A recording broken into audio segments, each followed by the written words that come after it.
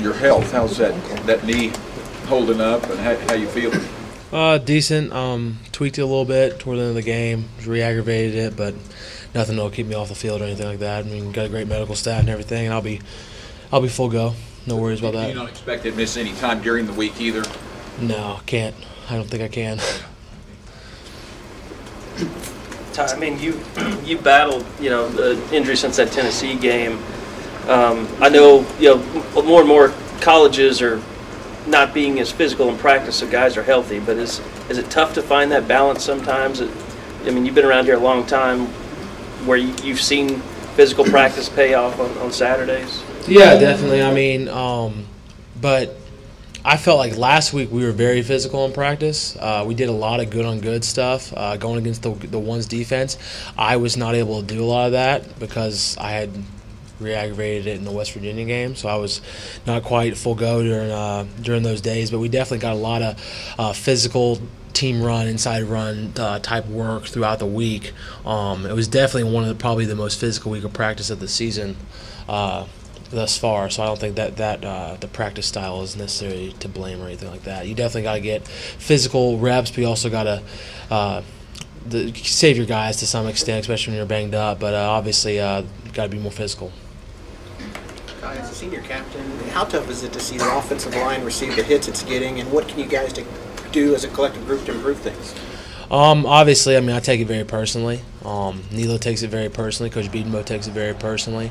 That's not that our one job is to protect Bake and to keep him off the ground, to keep guys out of his face, and he needs to be able to trust us, and he hasn't been able to do that to this point. And we take it very, very personally and very seriously. I think that every man's got to take it on himself to not be the guy, that cost us, and that for us as a group to refuse to be the weak link. It's got to be something that eats you up, and I think it definitely does. I mean, there's no doubt for me.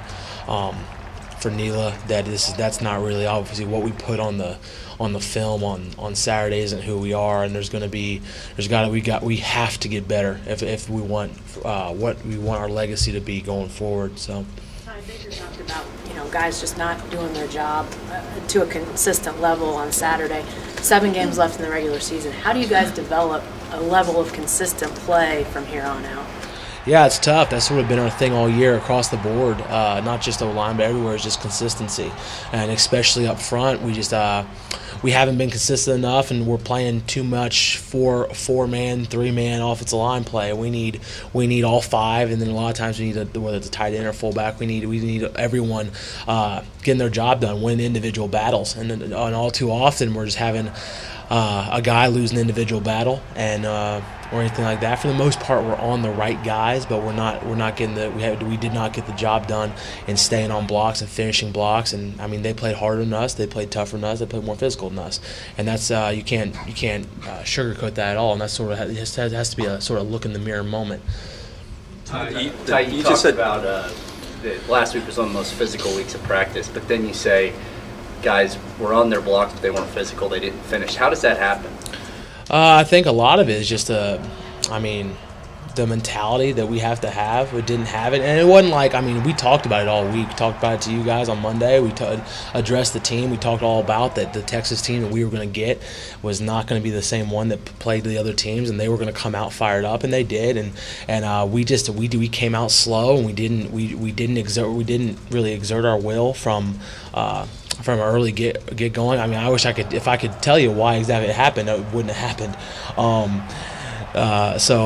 But obviously we have to be more physical, and a lot of things is we can't neglect when we get in the game, and not if we just do the things that we do every day in practice to an exceptional level, but then combine that with incredible effort and mentality, then we're going to be where we want to be. But we didn't translate enough of what we needed to do. As a senior and a captain, how frustrating is that to have such a good week of practice, like you said, and then come out so slow, and then not even really understand why that happen? Yeah, I mean, it's very frustrating, I mean, that was my last time down the Cotton Bowl, last time playing those guys. I mean, obviously I wanted to spike that flag in the middle of the field and put the golden hat on and enjoy a win over in a big time rivalry game, So obviously that's very frustrating, and then from regardless of who you're playing, very frustrating because we put an incredible amount of time and effort into what we do. So it is disappointing on that aspect, but at the same time, I mean, it's just got to be something that you have to take it personal. That's the only way it changes, if you take it personal. And you can't blame anybody else. You got to look at it and say that and obviously there's a lot of we got to do a lot of things better as an entire team, but each group has to look at it as it's our fault. Because that's how you get better, is when you take personal responsibility of it, and that's what we're going to do. You're not going to hear me ever try to deflect on any other lineman or any other group, and it's got to start with me personally. Baker was straightforward and said we came out flat. Do you agree with that? And if so, can you elaborate why? Yeah, we definitely. I don't think it's really up to interpretation. I mean, you look at the way we started the game. We didn't move the ball very well, didn't run the ball very well, and by the time in the second quarter we put a couple drives or a drive together there. You start to feel like we're getting going a little bit. The second half we started to move the ball better, but we started so slow, and then you get behind, and I'm not really sure why it happened exactly. We have to play with that chip on our shoulder every game, and they were the underdog, and they came in with the chip on their shoulder, and that's something that we can't allow to happen. Obviously, you can't always dictate the circumstances as far as their record, their mentality and everything. But we needed to come out, especially with a team like that in the situation they were in. We needed to come out strong and really from the get-go. Show them that we were the better team and take away that edge that they had, and we didn't do that. They did that to us, and they made it very obvious that they were in the game for the long run from the first couple snaps. Obviously it's something that we'll have to focus on going forward and not let that happen again. But as far as why exactly we came out that way, I wish I could tell you. Darryl had a lot of nastiness to his game, and I'm sure it trickled down to the rest of the offensive line. Is that a characteristic that you think this O-line is missing? You said the losing one-on-one blocks, that nastiness that you guys had last year? I don't know. It's there, but it's not there consistently enough. We've got some guys that I don't think it's a lack of will, but there's a difference. There's different levels of caring. Everyone obviously cares, and we put a lot of time and effort into it. But it's really got to eat you up. It's got to be a burning desire to block someone else, to dominate someone else, and to play for the guy next to you and to protect the guys with the ball. And I think that we're definitely going to be, is from here on out, that'll be the number one thing that we're focusing on, is just playing with that intensity, that nastiness. I don't think Darryl was a very good player, and he definitely had that nastiness, but he also did a lot of other things really well. That was what made him such a great player, experienced player. And there was more than just that, but that's definitely something that we got to step up across the board. Myself, Neela, we got to sort of make that mentality our calling card. How do you do that? Learn to be tenacious. Some of it's your nature, but I think that a lot of it goes from the tone that we set as leaders, and what you accept every day in practice, and the level of intensity and level of competitiveness that you approach every day with. And that's sort of got to be, especially when we're a pretty young group, and a lot of even the guys that aren't younger are still inexperienced. But at this point, we're almost halfway through the year. You can't just keep saying inexperienced. So that's something that we, like me and myself, Neela, that we have to set, and we have to have that standard that's where it's unacceptable to be anything less than absolutely tenacious. Ty, Baker said all 5 captains spoke after the game. What was your message? Well, first of all, that it was unacceptable, and the way that we played was unacceptable, and it's embarrassing. And then secondly, that what it's gonna take from here on out is an incredible level of character.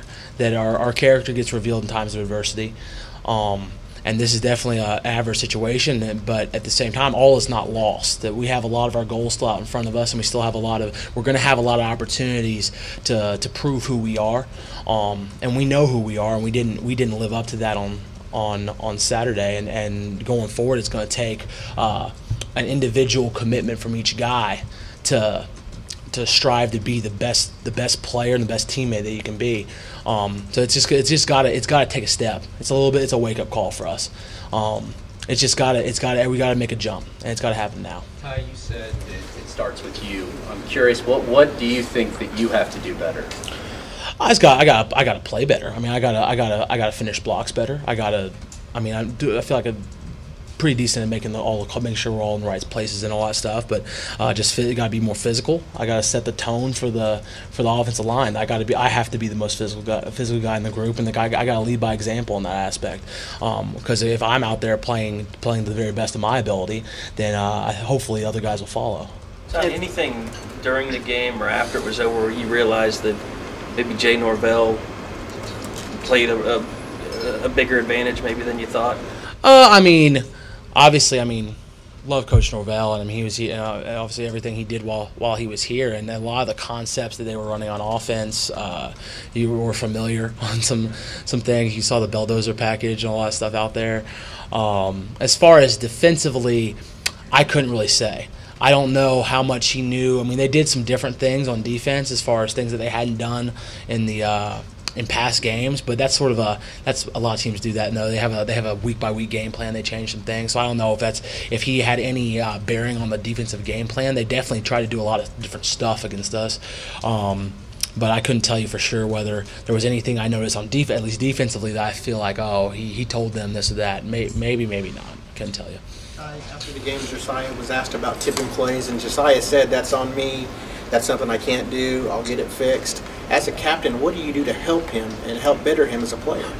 Especially, obviously he takes it pretty personally and everything, and he's pretty trying to beat himself up about it. And it's got to be clear that it's not any one guy's fault. I think that everyone needs to take personal responsibility for it, and that's how you get better. But as captains, you gotta be able to encourage guys too, and get guys to play with confidence. Because when you're playing with confidence, that's when you're at your best.